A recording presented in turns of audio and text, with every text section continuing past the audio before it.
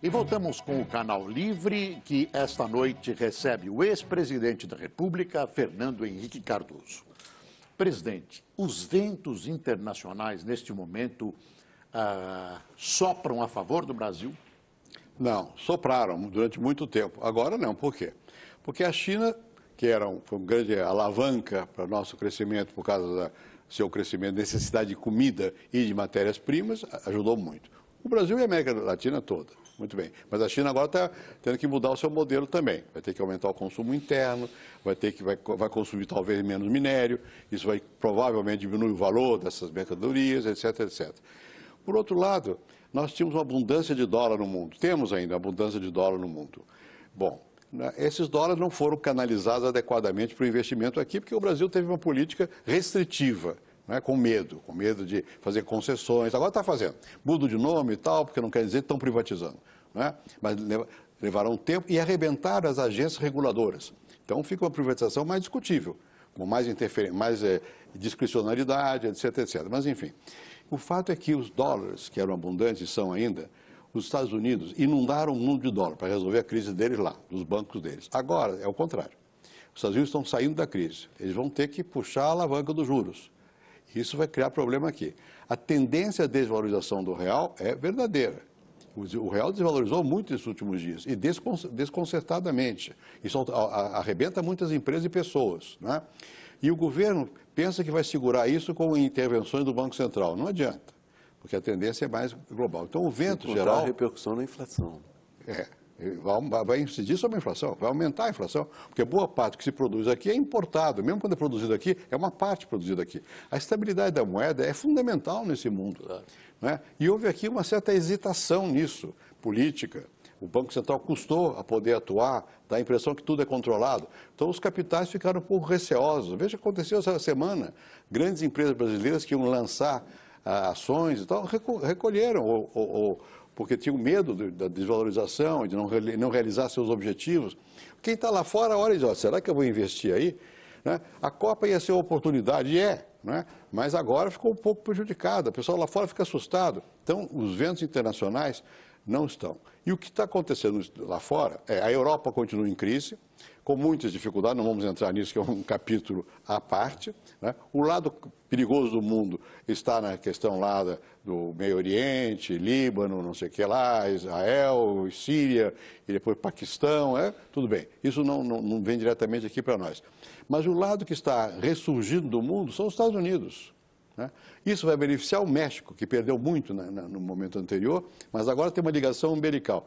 Nós ficamos muito afastados dessas correntes de renovação. Temos um problema, você não tem economia moderna, nem sociedade dinâmica, sem inovação. A tecnologia digital, toda essa questão é fundamental. A revolução que houve, inclusive os movimentos aqui, depende da revolução tecnológica, da internet e tudo isso. E foi fundamental. Bom, nós estamos um pouco acanhados nesse processo aí, um pouco acanhados. Então, eu não acho que os ventos internacionais, nesse momento, soprem a nosso favor. Razão adicional para nós olharmos em volta e dizer, meu Deus, o que está errado? Não é dizer, olha, a culpa é lá de fora. Não é só. É verdade que muda a conjuntura, mas nós também erramos. No que nós erramos? E eu sinto, sinceramente, eu vou dizer isso com pesar, falta rumo. O rumo é, hoje eu resolvo isso, amanhã eu resolvo aquilo, depois da manhã eu resolvo aquilo outro, e não se efetiva. Falta operacionalidade, falta gestão, falta competência. Houve uma invasão do Estado, do governo, por interesses políticos, e junto com isso vem os outros interesses, que não são só políticos, têm outra natureza financeira. Né? Mas o grave é que isso faz com que se perca a capacidade de executar. Não falta dinheiro. Veja o orçamento, você estava lá no Congresso, sobra todo ano. O governo não tem competência para aplicar o orçamento. E não deixa quem tem competência e tem capital participar. Então, está errado o rumo. É um ponto aí que eu queria voltar, 2 pontos, mas o primeiro seria esse. Não é que não falte dinheiro, quer dizer, a máquina é muito dispendiosa também. Muito, e crescente. E é possível retirar algum dinheiro dessa máquina para investimentos. No entanto, não foi feito ainda nenhum esforço real de economia na máquina. Pelo contrário, foi feito um esforço de ampliação. De ampliação. De ampliação. E, às vezes, Declarado, né? Declarado. Às vezes você tem que ampliar mesmo, tem que ter saúde, tem que ter educação, mas não é tudo Claro. assim, não. Né? É lógico. Há um Os realmente... custeios, nós gastamos 800 milhões de reais com viagens. Isso no período que a Skype, não tem sentido. teleconferência, tudo isso. Não tem sentido. Hein? É verdade. Então, você tem, não é só que tem coisa errada que dá para corrigir. Mas tem que reconhecer o erro, tem que ter humildade. Pois é, mas no caso específico da inflação, o senhor, quando assumiu, pegou a inflação de frente, especificamente, o que o senhor acha que pode ser feito ali?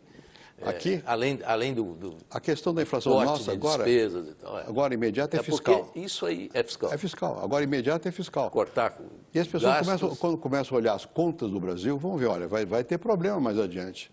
E como os mercados veem que vai ter problema mais adiante, antecipam e fazem o problema já. Você vê que o governo está preocupado que a agência de rating, não sei o que, tal ou qual, vai nos desqualificar. Por quê? Porque fica olhando, pega a Petrobras. O que foi feito com a Petrobras, meu Deus do céu? Isso tinha que ser responsabilizado. Né? Porque Pasadena, aquela compra de uma refinaria em Pasadena. por 1 bilhão não vale 100 milhões? É possível isso? Foram 500, 800 É milhões. possível isso? A política de sustentação de preço baixo da gasolina prejudicando a Petrobras. Era necessário fazer com que a Petrobras entrasse em todas as explorações do pré-sal, supercapitalizando. A Petrobras tem um projeto de investimento gigantesco. E os que financiam, olha, mas essa empresa está com seus problemas. Enfim, tem muita coisa que isso incide sobre a inflação também. E o dólar agora também vai incidir sobre a inflação. Mas a raiz foi um certo descontrole. A ideia de que o governo pode fazer o PIB crescer quando ele quer. Não é verdadeiro isso. Há um Voluntarismo. Voluntarismo. Há um ciclo do capital, que não é só daqui, é geral. Você pode sofrer um momento, como agora, que o capital está indo para baixo. Não adianta gastar em coisas que não vão funcionar. Há um voluntarismo. Então, é preciso responsabilizar.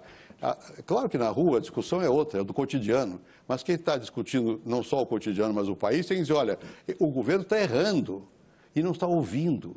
Não adianta ouvir pro forma. Uma pergunta de política externa. O governo atual ele tem muitos pequenos conflitos com os Estados Unidos, pequenas rusgas com os Estados Unidos. No entanto, eu achei uma lacuna ele não ter se mostrado preocupado com a nossa privacidade. Não seria interessante, no Brasil, nenhuma força política manifestou preocupação com a privacidade em função das denúncias que houve sobre o processo nos Estados Unidos. E a União Europeia manifestou. Não seria interessante? Nós estamos num momento em que era preciso falar um pouco sobre isso. Você tem razão, mas tem uma outra coisa, que nós aqui já estamos tão habituados a que não respeita a nossa privacidade, que bom, o que eles vão fazer lá é banal. Porque aqui todo mundo grampeia todo mundo por razões diversas, né?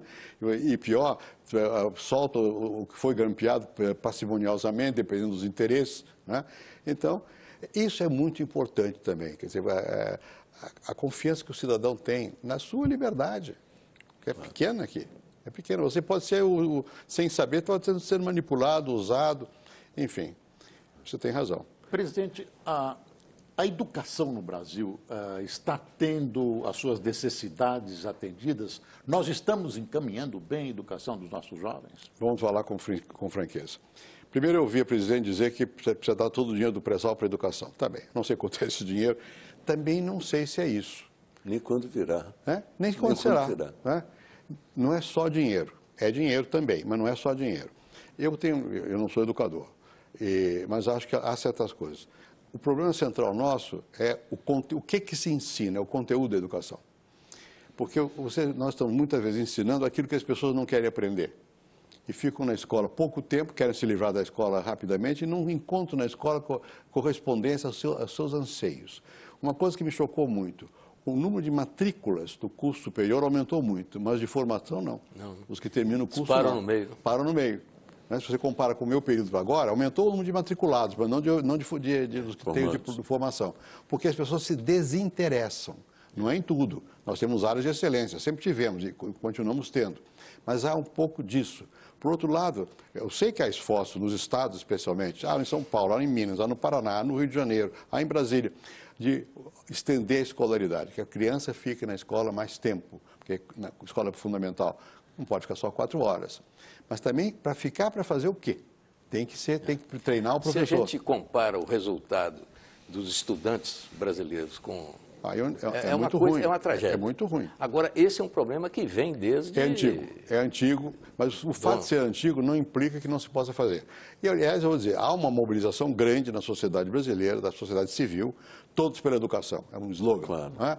Existem efetivamente melhorias. Né? Agora, a questão central, a meu ver, da educação é a relação direta do professor com o aluno. Não tem educação sem ter professor e sem ter aluno, e a relação entre eles. Se o professor não é bem formado, e se ele não entende que no mundo de hoje ele aprende ensinando e vice-versa, o aluno também ensina, e a internet é um instrumento poderosíssimo, e o Google sabe mais que todo mundo, né? Se o professor também não está preparado para isso, não adianta aumentar o número de horas. Agora, a nossa universidade, que visão o senhor tem da nossa... O seu amigo Janotti tem uma visão bem pessimista. Né? Eu não tenho tão pessimista, eu acho que depende de que setor da universidade. A universidade aumentou muito, e foram criadas muitas universidades em locais discutíveis, com condição discutível. Com o tempo pode melhorar, né? Mas na média, efetivamente, o Janotti tem razão. Quer dizer, mas há setores da universidade que são bons, são competitivos. Vamos repetir, hoje isso tudo, quando é bom, está ligado ao mundo, tem rede, né? Então, você está aqui, você está ali, está ao mesmo tempo em toda parte, né? Então, isso também dá força, dá energia. Então, tem muitos setores da universidade. Pega a medicina. Nós temos uma boa medicina, nós temos uma boa engenharia, né? Temos coisas que são positivas. Falta mais gente. Eu vi com preocupação anúncios que vamos trazer não sei quantos milhares de médicos estrangeiros. Tudo bem, mas isso pode ser uma coisa de momento, não é essa a questão. Você tem médico aqui que não vai para lá porque não tem condição boa para ficar lá. Então, vamos trazer estrangeiro que vive mal no seu país para ficar aqui, está bem, é um tapa-buraco, não está resolvendo a questão, né? Então, agora mesmo, há um programa que é importante, que é de mandar mais bolsistas para o exterior. Mas veja o que aconteceu. Foram, maciçamente para países que não são de vanguarda, né? Por causa da língua, né?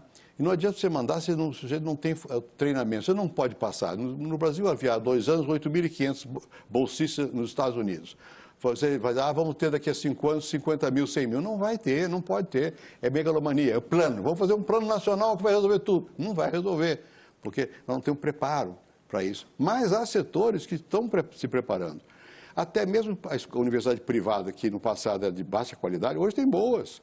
Privadas de boa qualidade. E, infelizmente, algumas públicas que eram de excelente qualidade, em certas áreas, deram para trás, né? Então, eu tenho uma visão que não é negativa, mas é preocupada com a questão. Sobretudo com a questão fundamental, que é a escola de base. E aí é o professor. E é melhor salário, sem dúvida, não é mais que isso. É consideração. Eu fui professor em Cambridge, na Inglaterra. Quando eu cheguei em Cambridge, nem sei como é que eu fui parar lá, o salário que pagava em Cambridge não era muito maior do que o salário que se pagava na USP. Eu estava fora do Brasil, não era muito maior. Mas as condições de trabalho eram melhores. E, sobretudo, você tinha dignidade. Essa palavra tem que ser recuperada no vocabulário das pessoas e dos políticos. E dos professores. Né? Os professores, eles precisam de ser respeitados, né? Se você é professor em Cambridge, você tem respeito. Aqui não é assim. Essa questão, eu acho que também temos que olhar que a população pobre, ela quer dignidade, ela quer ser respeitada, ter sua individualidade respeitada, ter dignidade, consideração. Isso pesa até no transporte coletivo também, não é só o preço. Não é o preço só, não. Do desconforto, é o maltrato. Da falta de respeito. O hospital, a rede hospitalar aumentou muito. Não havia SUS. O SUS foi implementado pelo Jatene e depois pelo Serra. Foi um grande momento do SUS. Bom, está aí o SUS. O que a pessoa reclama? É que tem fila, é que chega lá não é bem recebido, que é maltratado. Uma vez me perguntaram, eu não gosto de falar coisa partidária em reuniões desse tipo, assim, mas enfim, da área do PSDB, qual seria um bom slogan para o PSDB? Digo, não sei. Nos Estados Unidos, yes, we can, nós podemos. Aqui, yes, we care, nós tomamos cuidado, nós olhamos para você, damos carinho, prestamos atenção a você. Há um pouco disso, há um pouco da necessidade das pessoas se sentirem respeitadas na sua integridade, na sua dignidade. Isso que eu disse que são intangíveis, que é mais difícil do que controlar a inflação. Porque isso é educação, e é pouco a pouco. Não é cobrança, eu vou executar, eu sou dura, eu vou punir. Está bem, mas não é isso, eu vou educar, meu Deus. Eu vou educar. E educar não é só ensinar, é viver junto também, é aprender junto. É possível pensar que na próxima eleição presidencial a questão da educação tem uma real importância na agenda? Eu acho difícil, mas gostaria. É difícil. É difícil. Presidente, nós vamos fazer mais um intervalo, eu peço licença. O Canal Livre volta já já, hoje com o ex-presidente Fernando Henrique Cardoso.